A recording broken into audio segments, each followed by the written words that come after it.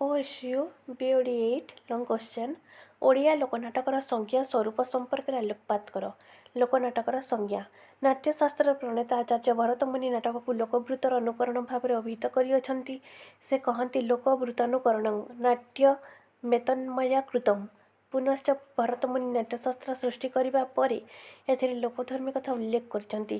ଲୋକଧର୍ମୀ ନାଟ୍ୟଧର୍ମାତି ଦ୍ୱିବିଧଃ ସ୍ୱତଃ ଭାରତୀ ସାଭୂତି ଚୈବ କୌଶିକ୍ୟାର ଭାଟି ତଥା ୟୋऽୟଂ ସ୍ୱଭାବଲୋକସ୍ୟ ସୁଖଦୁଃଖସମନ୍ୱିତଃ ଶୃଙ୍ଗାଦ୍ୟଭିନୟୋପେतो ନାଟ୍ୟମିତ୍ୟଭିଧୀୟତେ।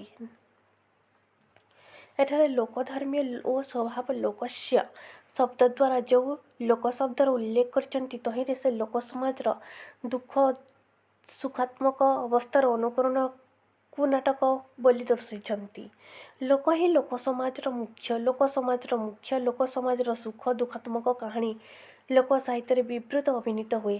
ଦସ୍ୟୁପକାରୀ ଲୋକ ଅବସ୍ଥାର ସୁଖ ସୁଖାତ୍ମକ ଅନୁଭବ ଅଭିନୟ ଭିତ୍ତିରେ ନାଟକକୁ ସଂଖ୍ୟାୟିତ କରାଯାଇ କୁହାଯାଇଛି ଅବସ୍ଥା ଯାହି ଲୋକସ୍ୟ ସୁଖ ଦୁଃଖ ସମୁଦ୍ଭବ ନାନା ପୁରୁଷ ସଞ୍ଚାର ନାଟକେ ସତ୍ୟବେଦର ଦଶରୂପକମ୍।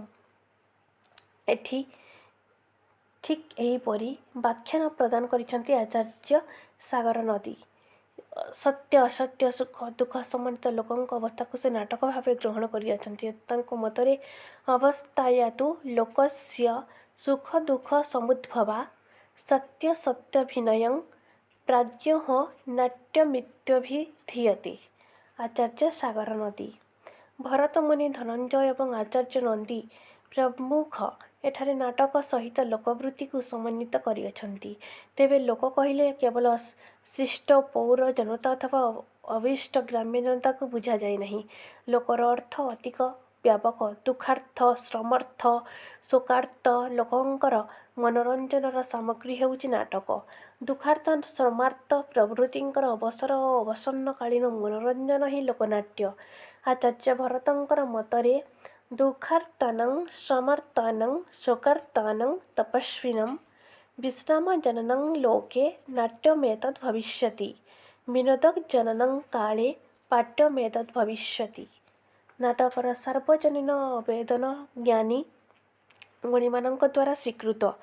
ଏହି ସାର୍ବଜନୀନତା ପ୍ରଥମେ ଲୋକ ସମାଜରୁ ସୃଷ୍ଟି ହୋଇଥିଲା। ନାଟକର ସୃଷ୍ଟି ଲୀଳାରେ ଲୋକ ହିଁ ମୁଖ୍ୟ। ଲୋକନାଟକର ଉପଭୋକ୍ତା ସମଗ୍ର ଲୋକ ସମାଜ। ଏହାର ସ୍ରଷ୍ଟା ମଧ୍ୟ ସେହି ଲୋକ ସମାଜ।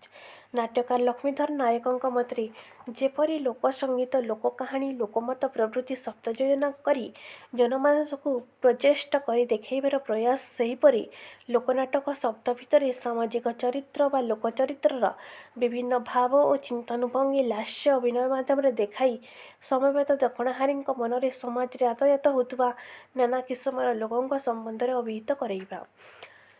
ଲୋକନାଟକରେ ନାଟ୍ୟ ଧର୍ମ ଯାହା ହେଉନା କାହିଁକି ଏଥିରେ ଲୋକଙ୍କର ପ୍ରତ୍ୟକ୍ଷ ଅଂଶଗ୍ରହଣ ବୋଲି ମୁଖ୍ୟ କେତେକ କହନ୍ତି। ଲୋକନାଟକର ଅଭିନେତା ସହିତ ଦର୍ଶକମାନେ ପ୍ରତ୍ୟକ୍ଷ ସହଯୋଗ କରନ୍ତି। ଦର୍ଶକ ମଣ୍ଡଳୀର ମଧ୍ୟ ଭାଗରେ ଏହା ଅଭିନୀତ ହୁଏ। ଲୋକଙ୍କ ନିମିତ୍ତ ଲୋକଙ୍କ ଗହଣରେ ଲୋକଙ୍କ ସହଯୋଗରେ ଅଭିନୀତ ନାଟକଗୁଡ଼ିକର ଲୋକନାଟକ ରୂପେ ପରିଚିତ। ଦର୍ଶକ ମଣ୍ଡଳୀର ମଧ୍ୟଭାଗରେ ଏହା ଅଭିନୀତ ହୋଇଥାଏ। ଏହି ନାଟକାଭିନୟନ ସମୟରେ ସମସ୍ତ ଦର୍ଶକମାନଙ୍କର ପ୍ରତ୍ୟକ୍ଷ ଅଂଶଗ୍ରହଣ ଏହାର ଲୋକନାଟ୍ୟ ରୂପକୁ ସାବ୍ୟସ୍ତ କରିଥାଏ। ଲୋକନାଟକର ସ୍ୱରୂପ।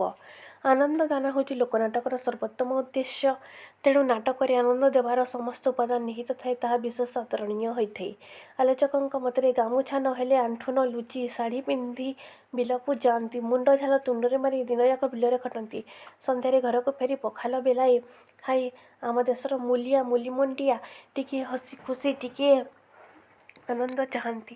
ଲୋକଙ୍କୁ ଆନନ୍ଦ ଦେବାର ଉପାଦାନ ସେମାନଙ୍କ ଭୋକ ଶୋଷ ଭୁଲିଯିବାର ଉପାଦାନ ଯେଉଁ ନାଟକରେ ଥାଏ ତାହା ଲୋକନାଟକ। ଓଡ଼ିଆ ସାହିତ୍ୟରେ ଆଧୁନିକ ନାଟକର ସୃଷ୍ଟି ହେଲା ଊନବିଂଶ ଶତକର ଦ୍ୱିତୀୟାର୍ଦ୍ଧରେ। ତା'ର ଆଗରୁ ଲୋକନାଟକ ସୃଷ୍ଟି। ଲୋକନାଟକର ନାଚ ଗୀତ ଓ ଅଭିନୟର ସାର୍ଥକ ସମଷ୍ଟି। ଲୋକନାଟକ ଲୋକମାନସିକତାର ସମର୍ଥ କଲାତ୍ମକ ଅଭିବ୍ୟକ୍ତି। ଲୋକଜୀବନର ସରଳତା ପରି ଲୋକନାଟକ ସରଳ ଓ ସ୍ୱାଭାବିକ।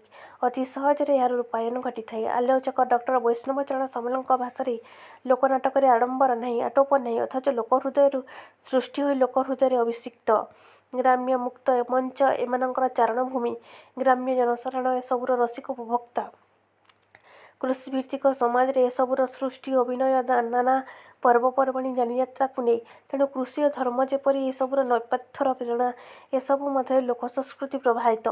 ଲୋକସଂସ୍କୃତି ପ୍ରବାହିତ ଲୋକଜୀବନଚର୍ଯ୍ୟାର ଏଗୁଡ଼ିକ ମନ୍ମୟ ଆଲେଖ୍ୟ। ନୀତି ଅଛି, ଆଦର୍ଶ ଅଛି, ଆଉ ଅଛି ମଧ୍ୟ ରୁଚିହୀନ ଅଶ୍ଳୀଳ ଅଭିନୟ। ପୁରାଣ ଓ କାବ୍ୟ ସାହିତ୍ୟ ଯେତେବେଳେ ଦରବାରରେ ଶିଷ୍ଟ ସମାଜର ଆଦରଣୀ ଥିଲା, ସେତେବେଳେ ସାଧାରଣ ଲୋକମଞ୍ଚରେ ଲୋକନାଟକ ହିଁ ରସିକ ଗ୍ରାହ୍ୟ ସମାଜ ପାଇଁ ଉପଯୁକ୍ତ ଆନନ୍ଦ ଉପଭୋଗର କ୍ଷେତ୍ର ରୂପେ ବିବେଚିତ ହେଉଥିଲା। ଲୋକସମାଜ ବିଶେଷତଃ ଧର୍ମପ୍ରାଣ। କୃଷିଭିତ୍ତିକ ଜୀବନ ଚଳୁଥିଲେ ସାମାନ୍ୟ ଅବସରରେ ଗ୍ରାମୀଣତା ନାନା ପୂଜା ପାର୍ବଣ ପାଳନ କରନ୍ତି। ଏତେବେଳେ ଧର୍ମାନୁଷ୍ଠାନ ଦେବଦେବୀ ମନ୍ଦିର ପ୍ରାଙ୍ଗଣ ହୋଇଉଠେ ଉତ୍ସବ ମୁଖରିତ। ଧର୍ମୀୟ ଚେତନା ଉତ୍ସବ ପାଳନ ବିଧିରୁ ଲୋକନାଟକର ଉତ୍ପତ୍ତି ଘଟିଥିବା ଅଧିକ ଯୁକ୍ତିସଙ୍ଗତ ମନେ ହୋଇଥାଏ। ଲୋକନାଟକ ଲୋକସାହିତ୍ୟର ଅଙ୍ଗବିଶେଷ। ଏଥିରେ ଲୋକଜୀବନର ସାମୂହିକ ଉଲ୍ଲାସ ଏବଂ ସୁଖ ଦୁଃଖର ଚିତ୍ର ପ୍ରକଟିତ ହୋଇଥାଏ। ଆନନ୍ଦ ଉଲ୍ଲାସର ସ୍ମରଣୀୟ ମୁହୂର୍ତ୍ତରେ ଏସବୁ ଆୟୋଜନ କରାଯାଇଥାଏ। ଏଥିରେ ପ୍ରତିଫଳିତ ହୁଏ ସେମାନଙ୍କର ଅନୁଭବ, ଆଧ୍ୟାତ୍ମିକ କଥାବସ୍ତୁ ଚରିତ୍ର ମାଧ୍ୟମରେ। ପ୍ରକୃତିରେ ମଧ୍ୟ ଏହା ସ୍ୱୟଂ ପ୍ରକାଶ ଏବଂ ସ୍ୱଚ୍ଛନ୍ଦ ମଧ୍ୟ। ଲୋକଚରିତ୍ର ରୂପାୟନ ଲୋକନାଟକର ପ୍ରଧାନ ହେତୁ। ଲୋକନାଟକ ଲୋକଜୀବନ ପରି ସରଳ, ସ୍ୱଚ୍ଛନ୍ଦ। ଲୋକଜୀବନର ଅଯତ୍ନ ବିନ୍ୟାସ ପରି ଏହା ଅଯତ୍ନ ବର୍ଦ୍ଧିତ। ଲୋକମାନଙ୍କର ସ୍ୱଚ୍ଛନ୍ଦ ପ୍ରକାଶ ହେତୁ ଏହା ଅଶ୍ଳୀଳ ବିଚାର କରେ ନାହିଁ। ଯାହା ସ୍ୱତଃସ୍ଫୂର୍ତ୍ତ ତାହା ଆପଣାଛାଏଁ ପ୍ରକାଶ ପାଇଥାଏ। ତେଣୁ ଲୋକମାନସର କଳା ଚେତନାର ଏହା ହେଉଛି ଅନର୍ଗଳହୀନ ଅଭିବ୍ୟକ୍ତି। ବିଦଗ୍ଧ ସମାଜକୁ ଅରୁଚିକର ବୋଧ ହେଲେ ବି ଏହା ସେହି ସ୍ତରରେ ସୁସ୍ଥ ଓ ସୁନ୍ଦର। ଏଥିଲାଗି ଲୋକେ ଲଜ୍ଜିତ ନିନ୍ଦନୀୟ ହେବାର ହେତୁ ନାହିଁ। ଅକଥ୍ୟ ସମ୍ବୋଧନ, ଅପଥ୍ୟ ଉଚ୍ଚାରଣ, ଅପଶବ୍ଦର ଦୁର୍ବ୍ୟବହାର ଅଶ୍ଳାଘ୍ୟ, ଅପ୍ରୀତିକର, ଶ୍ରୁତିକଟୁ ବା ରୁଚିପୀଡ଼କ। କିନ୍ତୁ ଏହା ବ୍ୟକ୍ତିଗତ ନୁହେଁ, ଏହା ସାମାଜିକ ଅଭ୍ୟାସ ଦୋଷ। ଅକଥା କହି ବକ୍ତା ଅନୁତାପରେ ଜିହ୍ୱା ଦଂଶନ କରେ ନାହିଁ କିମ୍ବା ଅଶ୍ରାବ୍ୟ ଶୁଣି ଶ୍ରୋତା ଉତ୍ତ୍ୟକ୍ତ ହୁଏ ନାହିଁ। କଥାରେ ଗାଳି ସୁନାରେ ଖାଦ ପରି ମିଶ୍ରିତ। ଏହା ସ୍ନେହବର୍ଦ୍ଧିତ ନୁହେଁ ବରଂ ଆତ୍ମୀୟତାର ପରିଚାୟକ। ତେଣୁ ସ୍ୱାଦ ପାଂତେୟ ନାଟ୍ୟକୁ ଲୋକପ୍ରିୟ କରିବା ଲାଗି ଲୋକରୁଚି ଅନୁସୃତ ହୋଇଥାଏ।